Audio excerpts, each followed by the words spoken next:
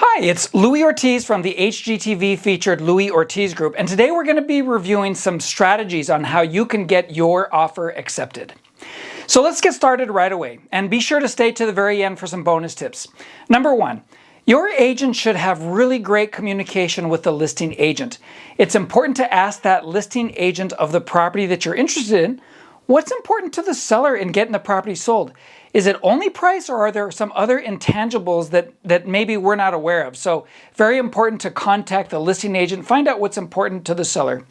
With that, there may be some intangibles. Number two, what are the intangibles to get your offer accepted? Maybe after talking to the listing agent, maybe it's about delayed possession. In other words, maybe you close escrow, but the seller can stay in the property a little bit longer. They need more time to move. Maybe it's a delayed rent back, where maybe you collect some rent so that the seller can have more time. You never know what those intangibles might be. Be sure to ask about what the intangibles might be. Number three, an obvious one. Get your pre-approval letter bulletproofed. Provide your pre-approval letter. Maybe even consider having the listing agent talk to your lender and make sure that they're comfortable with your pre-approval. If you have the ability to pay cash, cash is king, and many times offering a cash offer will get you far ahead of all the other offers that are out there. Number four, consider increasing your offer. You know, maybe that price, I know that you may be trying to get a deal, but in the market as of this recording, it's very competitive. Many properties are having multiple offers, and maybe consider increasing your price so that you are ahead of your competition out there. Consider reducing the time that the sellers have to respond with your offer. This is an important one. When you write that offer, in California, the legal ease in the contract typically gives a seller 3 days to respond to your offer. Consider shortening that time frame, because what many listing agents will do is leverage your offer. What that means is that when you write your offer to the seller, they might take that offer and let everybody else know that they have an offer to try and get additional offers that are higher than yours. So consider shortening the response time that the seller has to your offer. Number six, increase the amount of your down payment. How awesome is it when you write your offer and your down payment is higher than all the other offers? You're basically telling the seller that you're very serious and that you're willing to put money down to make your offer stronger than the other ones out there. Number seven, and this is a careful one, consider reducing the contingency times in your offer. So in California, the contingency periods are typically 17 to 21 days. What that means is that you basically, as the buyer, have 17 to 21 days to do your inspections, get your appraisal, your loan, all these different inspections done. And if you're comfortable, consider shortening those timelines. If you want to be really aggressive, you might even consider waiving those contingencies.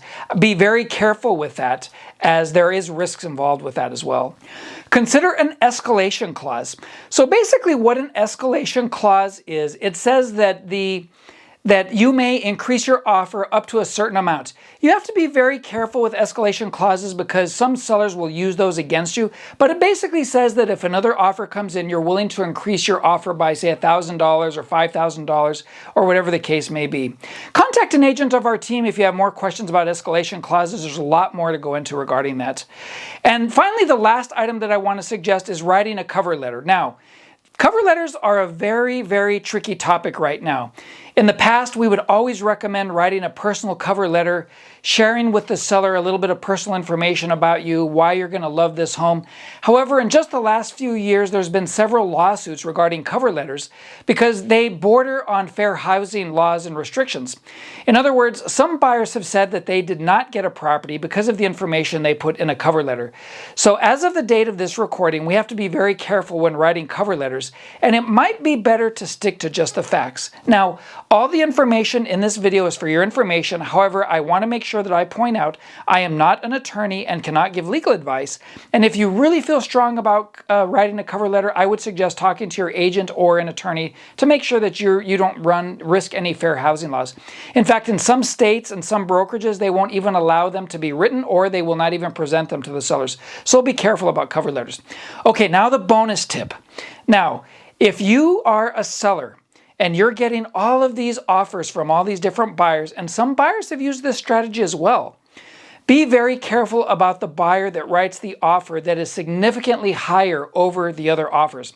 Here's what we have seen in Southern California. Sometimes a buyer will write an offer much higher than all the other offers just to get their offer accepted. And then what they'll do is they will do their inspections, and then they will try to negotiate down the price based on the inspections.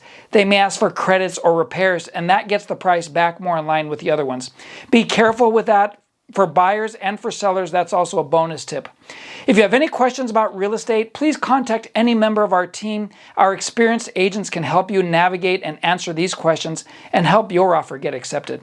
If you're considering a career in real estate, please see the link below for real estate agents, or if you're thinking of getting your license. And for bonus tips, please see some of the links here and consider subscribing. We do have new videos every month here in our YouTube channel.